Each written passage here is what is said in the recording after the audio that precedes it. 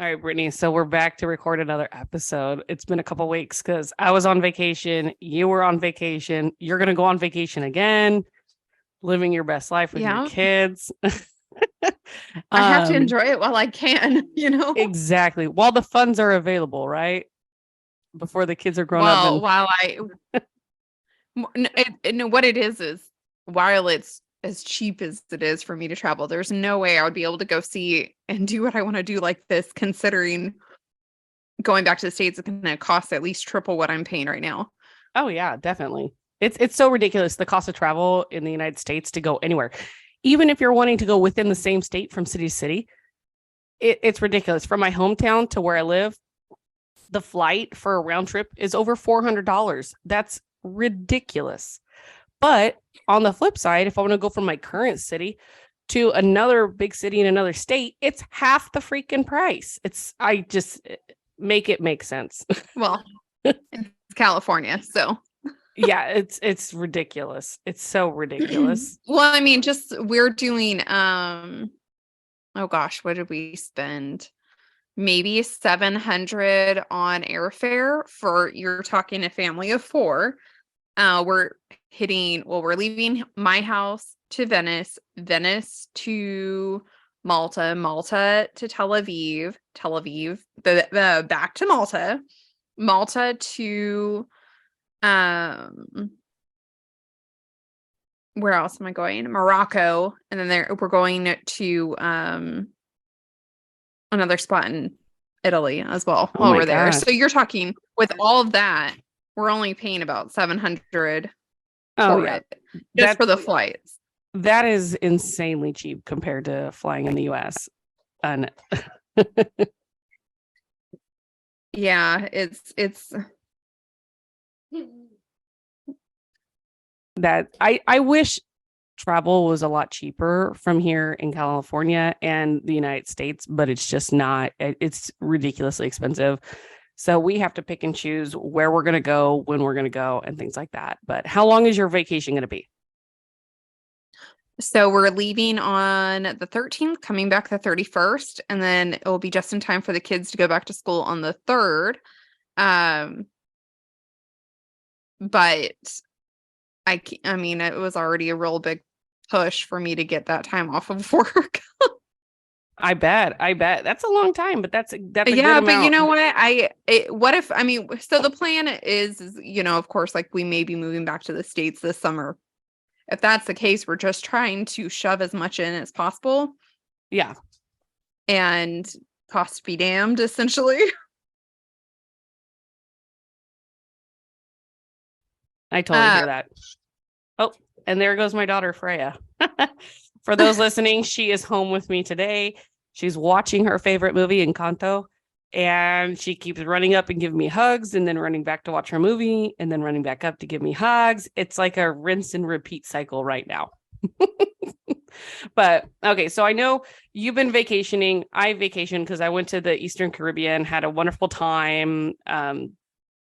Great experience, which we'll get into another time of what I did and everything, which is so fun. But with being gone and traveling and being on vacation, I actually did not read for like 2 weeks almost. It was just nonstop going. And even when I found a minute to myself, I didn't even really have the minute to myself because when you have a toddler and you're on vacation, you're out of your element. You have to be very careful with what you're doing. And she brought me daddy's tumbler. um, so I need yeah, to get and then back in you have this. Asher over here with his soccer ball. Oh yeah, the kids are so much fun. So much fun. Have kids, they said.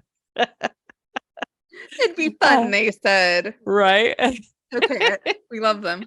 Love them. So I need to get back in the swing of reading. My Kindle's fully charged. I got to open a book. I know we're going to start another series here. We're just going to keep on the KF Breene train and do one more series of hers. We're going to read. I know you've already started it. You've jumped ahead of me a little bit of, I'm forgetting the title of it. I'm having a brain fart moment. What was it?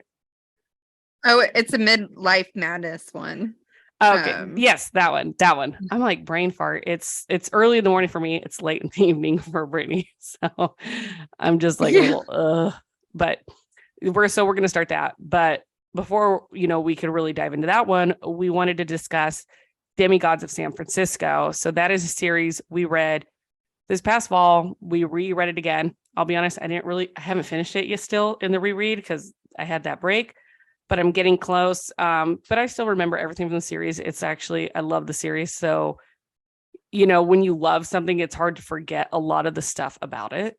So, just kind of going in with the book series, it's, you meet this girl, Alexis. She's 25 and she is poor. She's dirt poor. You could tell just based off the clothes she's wearing and what she's doing. And 1 second here. And, she's struggling to take care of herself and, two basically adoptee kids, kids her mother and her took off the street that who knows what would have happened to them. And one of them is very sick and, she's struggling to like make things work. And she happens to run across one of the demigods of San Francisco. And this guy is a total tool. I mean, they're both so stubborn, they're both jerks to each other, but she's used to having to He's really socially awkward and oblivious though, like yes. her personality in general. So well, and I think she kind of has this, I don't give a crap about anybody or what they think. I'm just here to do my thing. So when they come into contact, she's just like, look, it's another rich asshole. And it's kind of where the story starts getting rolling. She's with her being in this more impoverished area of the dual society, whereas he's this richy, arrogant, rich guy, who's driving around this poor area of town. Yeah. She walks out in front of him. He almost hits her. So that starts the tone. Here, this is where they meet. And she's just like, screw this guy and this guy. And then he's like, oh, who is she? Well, and it's one of those, I was gonna say, it's one of those things like when you grow up poor, which I grew up really poor, right? When you grow up poor, you have a I don't give a shit attitude pretty much, right? Like you're just like, okay, you're just trying to get by. Exactly. Life's already dealt you a crappy hand. You just got to roll with it, right? Do what you got to do to survive and everything. And then you got Kiernan, who has literally had a silver spoon in his mouth the whole time. He's never really had to work for anything in his life. It's all been handed to him. Plus he's a demigod. So he's got this, amplified power. And, he thinks that he's above the law. And here comes Alexis, basically like, I don't give a shit. Well, what are you going to do to me? She knows, well, to what she knows about herself, right, is she's got minimal abilities. So she could technically live in this magical realm, but she chooses not to because she's taking care of these two wards, one in which is non-magical, so she couldn't go into this magical society. So she chooses to live the way she does to be able to take care of both of these children. And let's get into the wards. So Mordecai, he is 15 years old. He's essentially a werewolf, lycanthrope, whatever you want to call it, right? That's him. But a lot of times with the werewolves or shifters, they can get a sickness, and a lot of times the sickness kills them. But Mordecai is actually a very strong-willed and a very smart and intelligent 15-year-old. He's very compassionate, level-headed. He is the voice of reason in the household, especially for a 15-year-old. That is just amazing. Then you've got Daisy. Daisy is 14. And actually, hold on, let me backtrack. So Mordecai was actually found by Alexis's mother. And when he was a lot younger, because his parents were killed by someone who wanted to lead the wolf pack, right? And so he had known Alexis's mother. Alexis's mother passed. And then you have Daisy, which Alexis found Daisy. So Daisy did not ever know Alexis's mother from my recollection. Alexis kind of found her when she was 11 years old, basically about to offer herself up to a guy for prostitution to make money and survive. And Alexis, seeing this 11-year-old girl, was like, no, you're not going to do this. She was in and out of foster care because she did not like the home. She didn't like the abuse, which, that's a reality of the actual foster care system. So the author really touches on that, which is a true thing, about the foster care system not being, the best place for kids. Right. So Alexis is a safe place is what it should be. And it's not. Exactly. And so Alexis is basically now raising Mordecai because her mother has passed. Her mother passed years ago. And she's got Daisy, who she's raising. And Daisy is a Spitfire. This is a girl who's 11, who's always been in foster care, bounced around from house to house. She's had no strong, stable support. And this girl is cutthroat, like just total cutthroat. She's cunning. She's just had to resourceful. Yeah. Uber resourceful, and she's cunning. Take no shit from nobody. Exactly. She's going to do what she's got to do to survive. And she doesn't care who she hurts in the process, as long as it's not her family, which Mordecai, she calls her brother. And Alexis, she doesn't call her mom, right? At all. Because there's only like a 10-year difference, right? Or 11-year difference. But Alexis is a mother-like, figure, but almost at the same time, like a big sister. So it's kind of like in between a sister and a mother, because they listen to her as if she was their mother. So it's a very interesting dynamic in how the author wrote that. And I love it. So you got these two wards. Alexis's main thing is making sure her wards are safe, right? Making sure her family is safe. Like that is her number one priority and goal. And I love that. And then you've got Kiernan, who basically has no family. Like he has 11 brothers and sisters that they're mentioned once and that's it. Like he has no relationship with them because his father just has kids with lots of different women. Who is his father? His father is Demigod of San Francisco. Like he is the son of Poseidon. So he is, from that direct line, he's a demigod and he is very cruel. Now, the father, what he did to the mother is just unthinkable. I'm going to let you get into that, Brittany. Yeah, I mean, we'll get into that as we go, but the way this story kind of gets rolling is they end up meeting, right? Because they, as we said earlier, they cross paths on the street with a car situation. And, he's intrigued by her because he could feel this power coming off of her.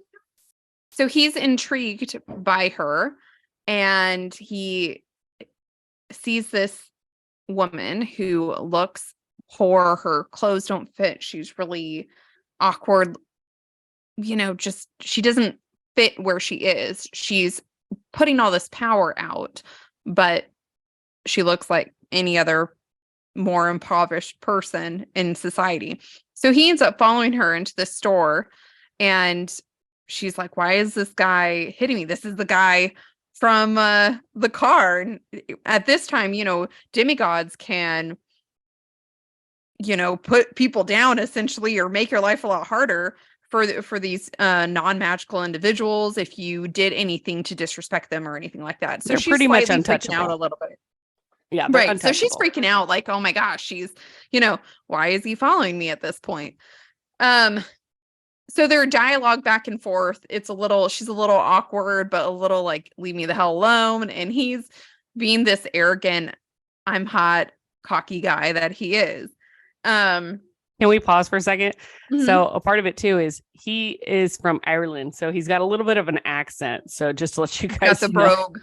And that's a fun part of it, is that his accent keeps going from Irish to American to Irish to American, and it's confusing Alexis throughout the whole entire series. She's like, oh my gosh, just stick to one. Yeah, and so basically she's, the story starts rolling once they meet, and he's just really invested on figuring out who she is, because she has really no idea how powerful she really is or what her lineage is at this point.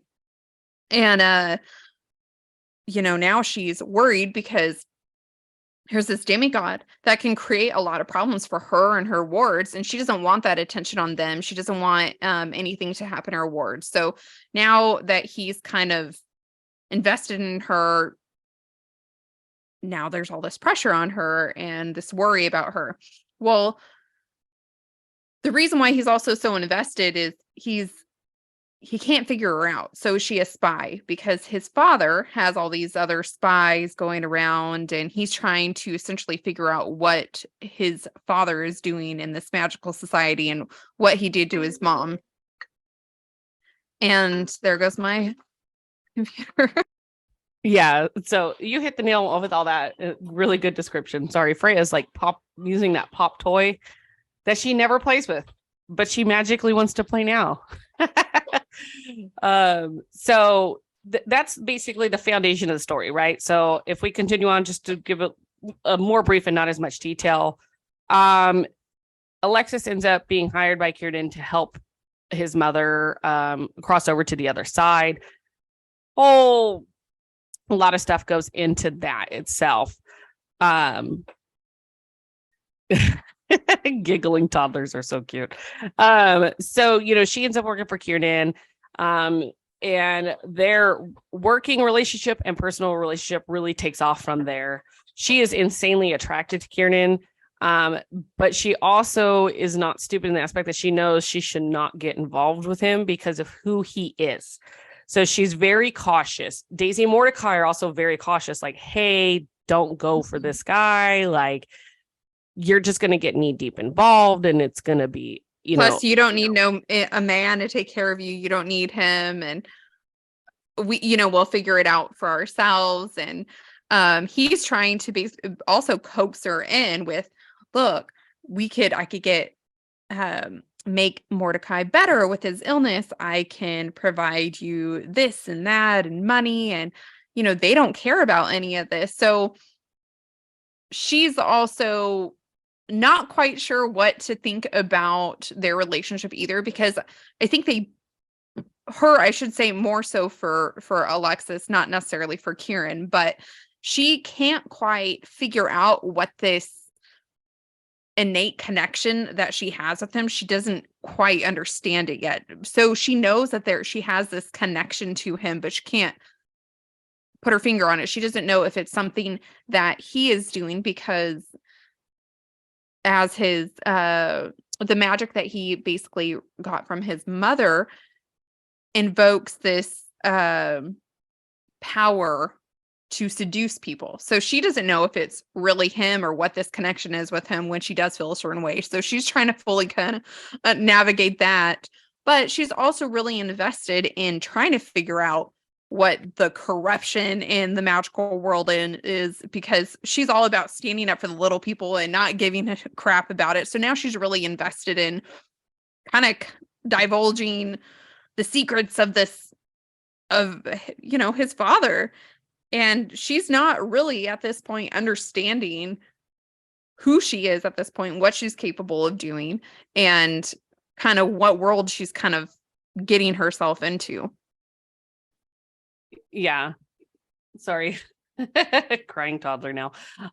Yeah. So with Alexis, it's just, she's being overly cautious, and she can't say no to the job Kiernan gives her, because in her heart of hearts, she, like you said, she has to help the little people, right? And in this instance, it's the spirits, because who else can see them? Who else can help them but her, right? So she feels a duty and an obligation to do that. Yeah. Well, and she at this point in time in the beginning of the story, she just thinks, oh, I could see them. I could send them over the line. It's real simple. Like anybody could do this. So she hasn't really come into the full self of her power, right? Like she doesn't know what she can do. And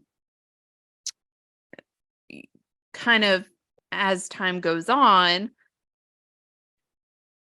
she's kind of scared of herself, and she doesn't want to lose herself when she does realize what power she does hold, which is she can walk into this world. She could spirit walker. Yeah, she could do a lot more than just speak and send people over the line. She can manipulate spirits, and it's just a lot more complex. And as you get into the story, you could kind of know the full grasp of it. And I don't know if I want to say, I guess, too much into that, because it is a lot of how the story develops as far as like her power and the challenges. But overall, they're going through all these challenges and battles because her and Kieran end up coming together and saying, okay, well, you know what? We want a different type of society and world, and we can't do this with the powers at bay, right? Like, meaning his father and the people. So they got to get rid of all this corrupt stuff going on and make a difference. And as they're doing that, you know, that's kind of where the spice comes in with their relationship as they're working together and they start develop this. She's completely oblivious. Screw it. Let's just get into more details of the book series without giving like the plot details. So basically she starts working for Kiernan to free the mother. And this story just really progresses where she's now involved in the magical community, which she didn't want to be. She does end up, because we're not going to give too many spoilers. A lot of stuff we told you guys was just the first book. We may have told you a little too much. Very vague. Oh well. Well. But we don't need to tell you how it ends or, where their working personal relationships evolve or devolve at all. You guys can figure that out on your own because it's great. So you got 6 books to go ahead. But I love the fact that in the series, she learns more about her power and she learns to, learns what it is to be a spirit walker, and how a spirit walker can basically be good or be bad. And it really depends on the person itself. The last spirit walker was very bad. They were basically brainwashed to be a walking assassin. And, obviously that terrifies her. She doesn't want to do that. So it's really a struggle in the series for her to be good, right? Knowing what she could do. So not only can she walk through, the world, the spirit world, she can actually yank a soul out of someone's body and kill them instantly. And that's what scares her, right? Because if you basically are, the judge and jury and executioner, that can really de-escalate your soul. Which is where a lot of these high power, demigods had used these spirit walkers to their advantage, and that's how they corrupted them. And it was all done in the wrong way. So what everybody knew of spirit walkers was extremely negative, and that's what she was scared of. Exactly. So it's really great, you guys, to see her evolution, see her, or see her how she. Sorry, 1 second. So, and then also just the characters in general, just the characters that they have in this story. I love everybody's characters. They each have their own. So we have personality and right. Who's your favorite? I mean, I think I'm always still gonna go with Kieran. It's probably just the brogue, the Irish part. I don't. Okay, so for the 6, and I, how I am. I don't mind the cocky attitude as long as it's kind of the level that he's on, and the whole I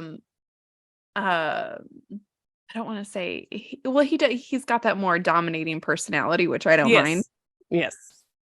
Okay. So the 6 for you guys are 6 individuals that are sworn with a blood oath to protect Kiernan, right? Now, these people aren't as powerful as him, but they're still blood oath. And when they take a blood oath, they actually were powerful. And my favorite is Jack. He is my favorite. How she wrote him, he sounds like he's just a blast to hang out with, like a good old fashioned guy. And that he's a big old teddy bear. He's like the biggest of them.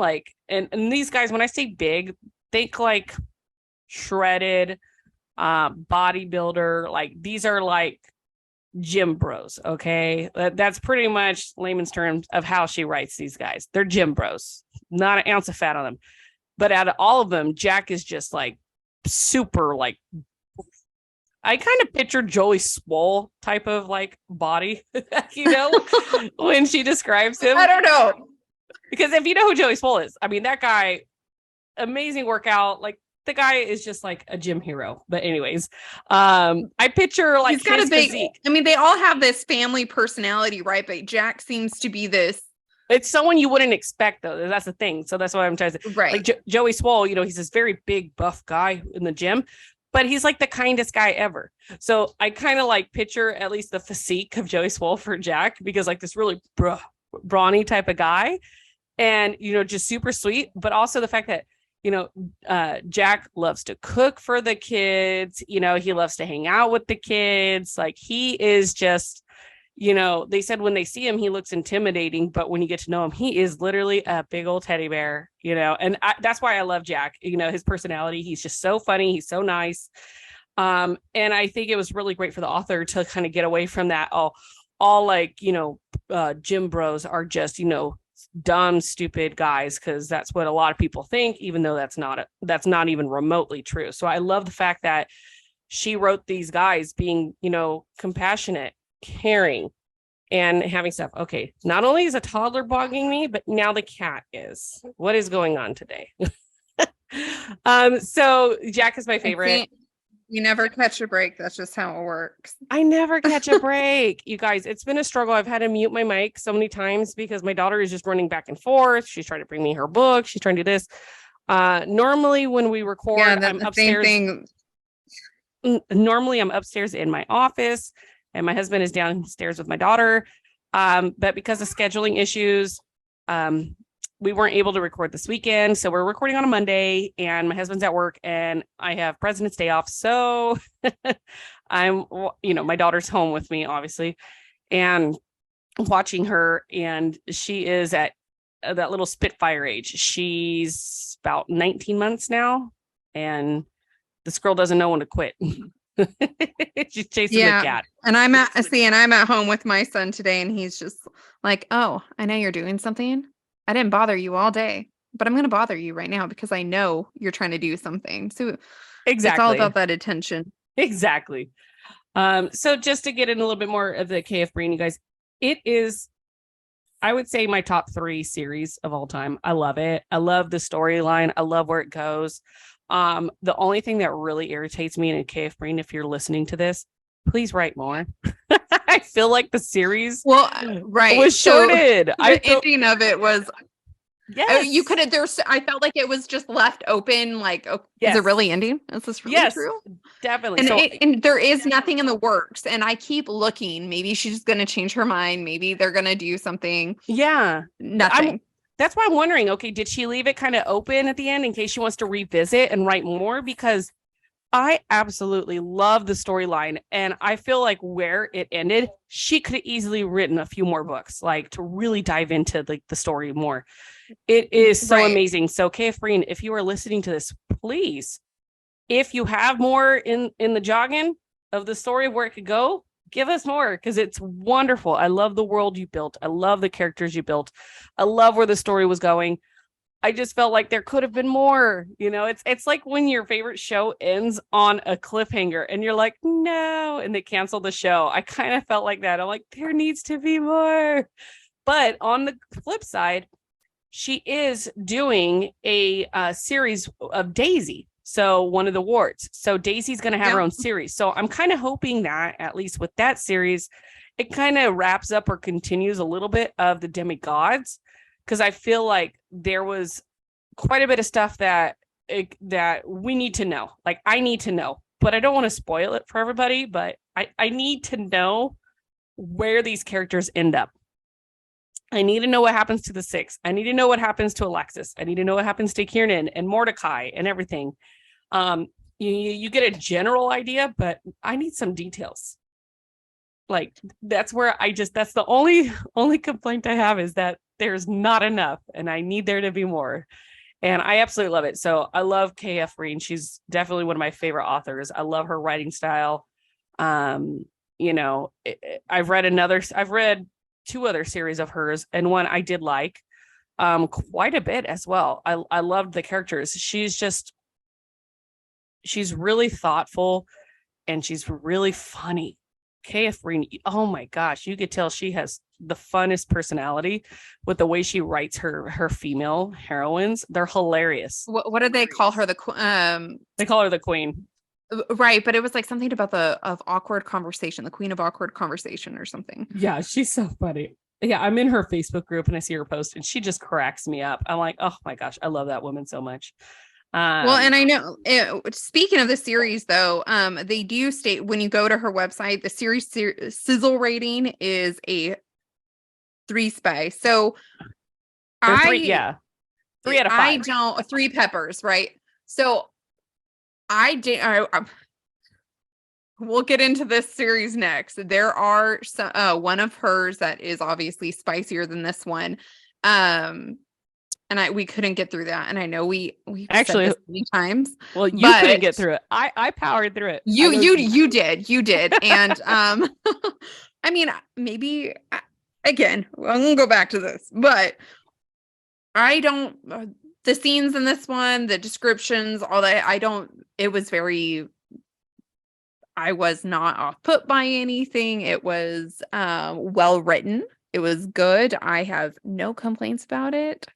I felt like in the Demigods, like where the spice scenes were, they were warranted and they made sense to me. And I feel like a lot of the times the scenes, they actually built into the story. It wasn't like, oh, hey, oh, let's go have sex. And then, oh, story, let's have sex, story, sex, story, sex. I didn't feel like that with this series. I felt like anytime there was a spice scene, it was truly intentional. It really added to the storyline. Like that without those scenes, the story would not have taken off the way it did. Like, and that's right. How I feel about this one. And the other series, you know, my opinions on that. And the reason we're not going to talk about that one yet, you guys, is because my sister is reading the series.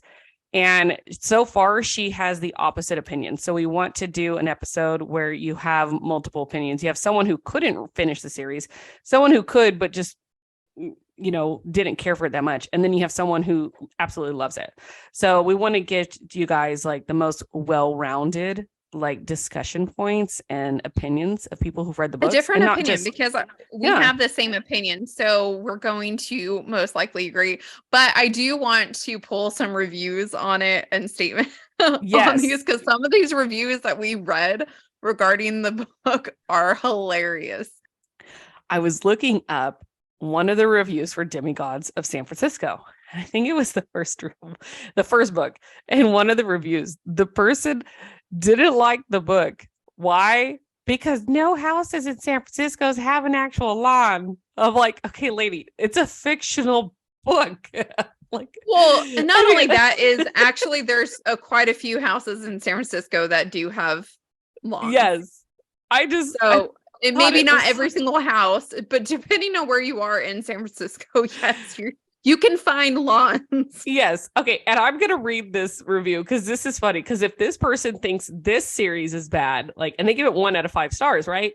They won't even read that other series that you couldn't finish. So they said, this following is 100% me ranting, and I'll stop once I get my refund. The negative, erroneous behavior. I hate it when authors substitute cussing with ridiculous phrases like biscuit trucker.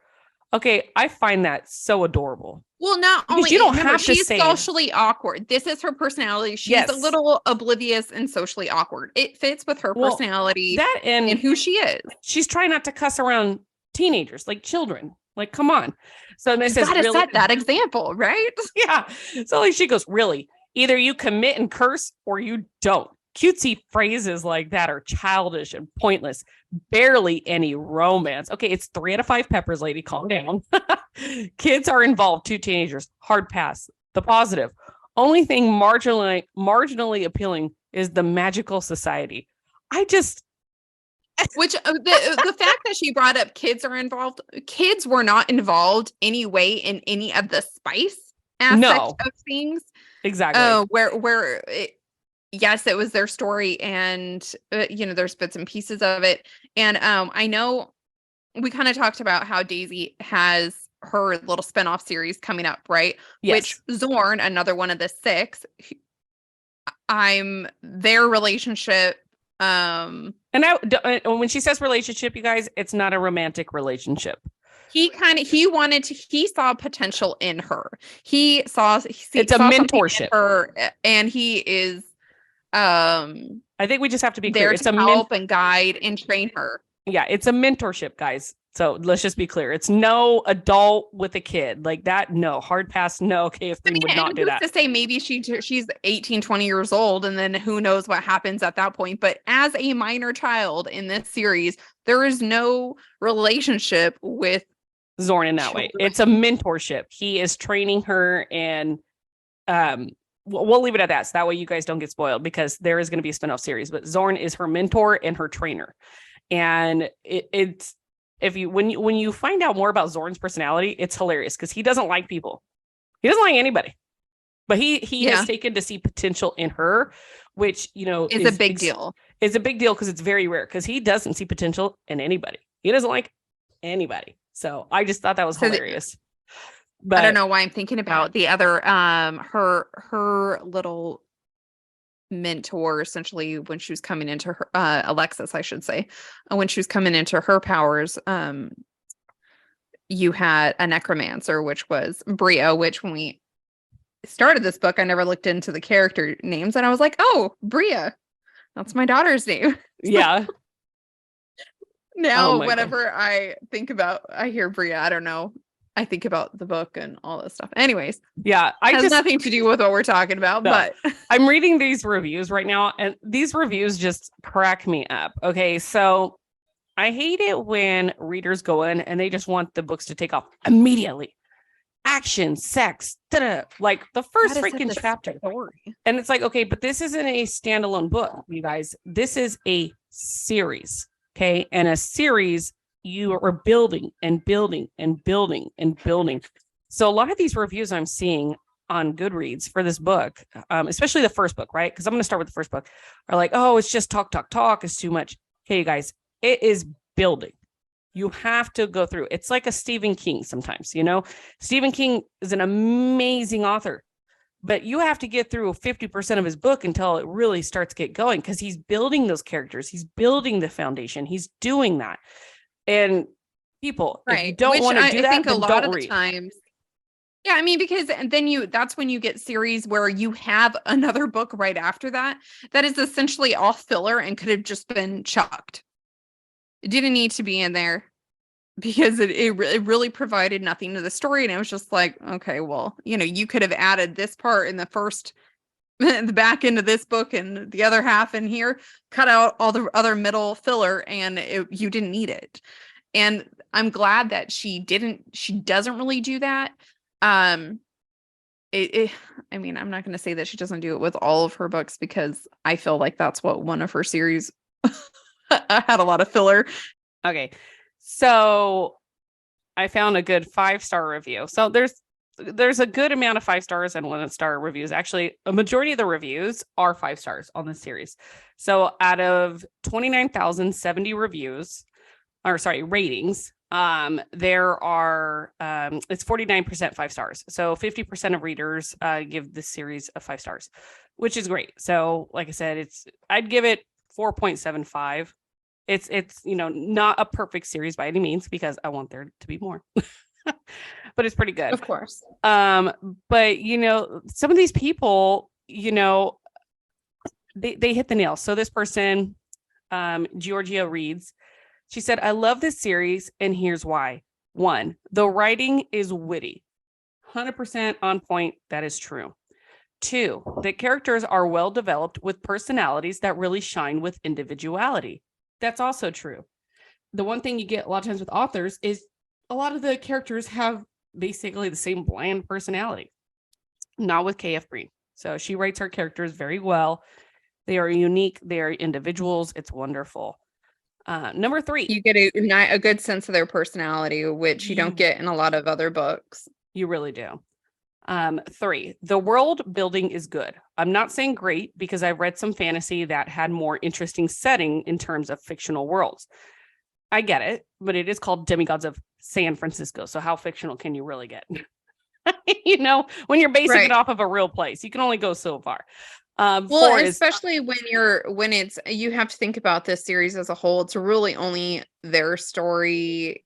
She didn't really dive into each character's life, whereas these really well built worlds, that's what they do. Each person has their own story to tell within these series, and this series doesn't really focus on each individual aspect of the characters or the other characters' life. So in terms of world building, that's where I can see that. Yeah. Number 4 point, the plot is well developed and not only pushes a story forward, but actually helps to highlight the character's growth. So that kind of ties in with the person, like giving it a 1 star, like, oh, this is taking too long, blah, blah, blah. Because she's literally building a strong foundation of each character. Because in later books, they become important to know these personalities, to know where they come from and things like that. It is crucial to the storyline. Number 5 is the romance is very well blended within the plot, and it is not the plot itself, which is what I love. So I love that it is just an addition. It's a bonus, right? Even if she didn't put romance in there, I mean, it would change the storyline, a tad. But that's not the primary focus. The primary focus is not romance, in my opinion. Now, some may say, yes, it is, that's just depends on how you read it. But I feel like with the characters that were non-romantic, like they had very well story building as well, in addition to those who did have romance. Like it was neither here nor there. Well, it's more of this blended family feel of building a relationship. Of course, really yes, you have your spice in it. And when it comes to their relationship and her really understanding what their real that connection that she couldn't really put her finger on initially because she didn't really understand that world like that. Yeah. So yes, of course you're going to have like that romance and what would you paranormal or shift, just same thing how they call it, like shifter romance, faded romance, whatever, like they have that really strong bond. But I don't think it made it its whole focus, which is good because some of these series, it's like, oh, we know we're mated now. And then it's like crazy sex all the time. And I'm glad she didn't do that. Yeah. Well, to me, this series felt more realistic, if that makes sense. Like, you have this girl who, let's just say, if we were to take into reality, maybe a big sister raising her younger siblings, right? After the parents pass or go away, right? Or maybe the mom was single, she passed, which is kind of what this book was, right? And, let's take it in that aspect. And then, she gets a job and she's got fun coworkers. She's got jerk coworkers. She's got crazy coworkers, if you want to think in that aspect. And then you're just seeing like her life evolve, right? Okay. She's now got a good paying job. Now she can afford some more luxuries, but it's funny, even though she can afford more luxuries, does she do it? No, because she's frugal, because she grew up a certain way. So, with Alexis, she's frugal, even though she's making a good money now and she basically has a new house, she saves everything because, she's one of those people like, you don't know when shit's going to hit the fan, and she still has that mentality, which is great. And I have that mentality. I know a lot of people, I know Brittiany to an extent, you have that mentality too. You never know when shit's going to hit the fan. So, we spend what we've set aside to splurge and spend. Well, it took me a year to say I was going to do this. Yeah. Well, that's like Lauren, she wanted this certain Louis Vuitton purse, and she saved up, I think, for a year or two, and she just put money aside and money aside. Now she paid all her bills, she did everything, but she put a little bit aside every month. And then when she finally had the amount, she went and she paid for it in cash. And that's how she did it. And that's what I do. Like when I want to make a big purchase, that's what I do. I put a little bit aside. Like our refrigerator was $2,000 because I wanted a French door refrigerator, and $2,000 is not a lot. Well, I will say that buying these luxury brands here at the source is a lot cheaper because I'm not paying import fees or anything like that. So exactly. But anyways, I know we're getting sidetracked. I know. We this keep is getting typical. sidetracked. This is our typical everyday conversation. We go from one day or one thing to another all over. I'm just going to conclude that the series is wonderful. The ending is great, but I wish there was more. I'd love to see where these characters go and to have like an actual well-rounded conclusion. Because, as we've mentioned before, I feel like the series was left open-ended in case the author did want to continue writing on that storyline. If she got inspiration, was like, you know what, I'm going to do a 7th book that she could just pick up, which is great. But also at the same time, I'm like, I want to know where they go. And maybe once this whole new series with Daisy's spinoff, maybe that's going to fill in the gaps of what we think we're missing. I hope so. That is my hope. So if she at least does that, I will be so ecstatic. One thing I will say is the next series that we will be reading of K.F. Breene's, which I know we said in the beginning was the Midlife Madness. And that one, one of the last books in the series, I don't think that one is released yet. We're still kind of contemplating. I know I've kind of already started, but we have contemplated doing single books in between this before we get into the main big series of it. Nishell, it's kind of up to you because I know I've already started it. Yeah, I'm definitely gonna start on that series. One thing I kind of want to talk about is the different book subscriptions, because I know the ones we really want to be a part of, I'm still on a waiting list. I can't get into anything. Oh, okay. So let's wrap up this episode and we'll start talking about that in another time because I did get a part of one. No, I'm not going to spoil you. I will tell you on here on our next episode. Evil. I'm so evil. I'll tell you all about that. So all right, everyone. We're going to wrap this up because if not, we could definitely talk for hours and hours. And my child is now starting to ram her little airplane mini thing into stuff and yelling. And my family's getting hungry. So yes, I'm going to cook dinner. So thank you guys for listening to just two crazy moms talk about a book series, just all over the place. Getting there was sidetracked in literally no structure. Conversations. Right. There was no structure today. We apologize, guys, but we just had to jump on. Yes. And had to jump on. We haven't really had time to between life and vacations and this and that. It's getting crazy. It's getting crazy. But we're hoping to be more consistent in the future to like etch out at least an hour a week to kind of jump on here, talk and see. But if not, you'll hear from us when you hear from us. It's not like we have a lot of followers or anything.